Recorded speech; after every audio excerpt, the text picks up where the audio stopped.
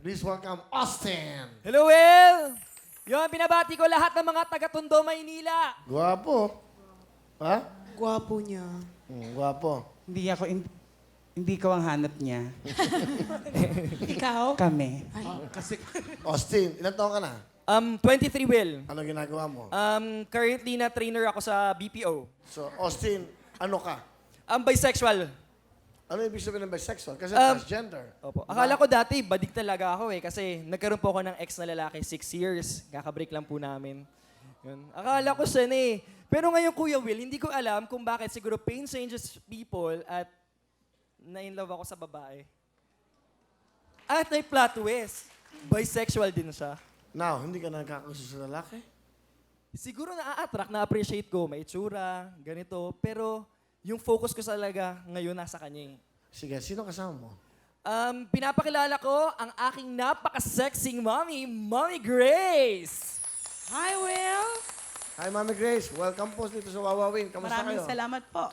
Okay, anong gusto niyo sabihin sa gwapo niyong anak? Nak, Tut. Alam mo naman, sobrang proud ako sa'yo. Never kitang kinahiya ever since. Ang importante sa akin, maging successful ka sa buhay mo, lumipad ka. Wear your colors. At ipagmalaki mo sa mundo kung sino ka at kung paano ka pinalaki ng mga magulang mo. Yun lamang po. Wow. Very well said ng mami mo yan para sa'yo. Ano gusto mo sabihin sa mami mo?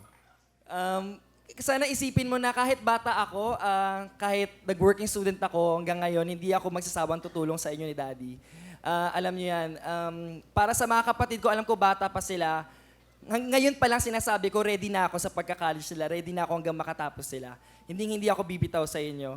At yung pagtanggap mo sa akin, you know, sobra pa. Yun na lang yung maibabayad ko, Ako nang bahala sa mga kapatid ko. Maraming salamat, Nak. I love you. I love you too, Ma. Thank you, Mami Grace. Galing nga. Salamat po. And also, meron kang kasama pang isa? Ay, pinapakilala ko ang babaeng nagpatibok muli ng pagkalalaki ko, Marie. Hi, Kuya Will. Ganda naman ang story nito. Nung una mo siya nakita, nandun na, tumibok ka agad dyan? Tumibok talaga, Will, lalo na nung sinabi niya na bi din daw siya. Feeling ko maiintindihan niya talaga ako. Tapos parang araw-araw gusto kong magpapogi. Tumitigas ako, nawawala yung pagkabading ko. Kasi gusto ko pogi ako pag pumapasok dahil nakikita ko siya eh. Hindi ko rin alam magic. Pag-ibig talaga, dapat walang Pag-iba. meaning. Wow, that's right. Okay. Ano gusto mo sabihin? Ayun, Will, sana nga, pagkakataon na to, siguro, hindi ko naman pipilitin na sagutin mo ako kasi talagang, di ba, mahirap eh. Pero, sana, Will, may kukunin lang ako. Sige, sure. Wow.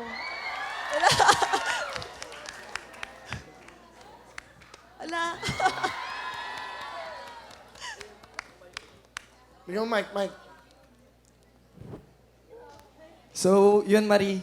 Akala mo kasi dati biro lang eh. Pero ngayon gusto ko, ayan, nationwide, gusto ko malaman mo na seryoso ako doon.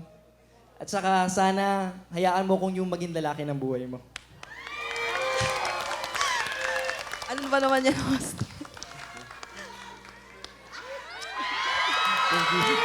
Thank you, Will. Thank you. Alam mo, better, Marie, can you come here, please? Wow. You know, open na kayo sa mundo eh. Ito na yan. Wow. Sige. Ano gusto mo sabihin, Marie, kay Austin? Here's your mic. Here's your mic. So, Austin nga, 2 months tayong walang label since na alam mo na bisor kita tapos ahente mo ko. Since tapos na yung training, gusto mo bukas makalawa tayo na.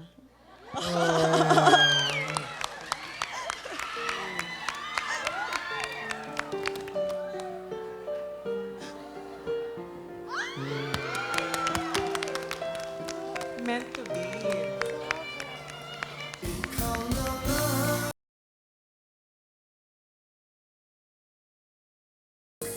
Galing nga na. Ano naman gusto mo sabihin sa kanya? Sobrang salamat. Sobrang salamat na ngayon binibigyan mo ako ng pagkakataon na mahalin ka. Sobrang salamat. Tsaka, ayan, na-meet mo na yung mami ko. Ma, may uni ko iho ka na ulit. Excited daw siya sa Apo eh. Kahit unika iha, okay lang. So excited siya sa Apo.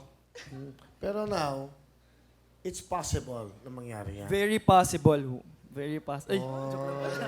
Siya pa yung tatanungin ko. No, ibig sabihin, kasi nga, now, you found it. Natagpuan niyo yung the meaning of what is love. Ito yung pag-ibig. Thank you, Will. Thank you sobra. Good luck, ha? Yes. At Austin, thank you very much, ha? Thank you very much for being honest at nag-open kayo dito sa programa ng Wawa Win. We really appreciate that. Palapakan natin si Austin, of course, ang mami niya and si Marie.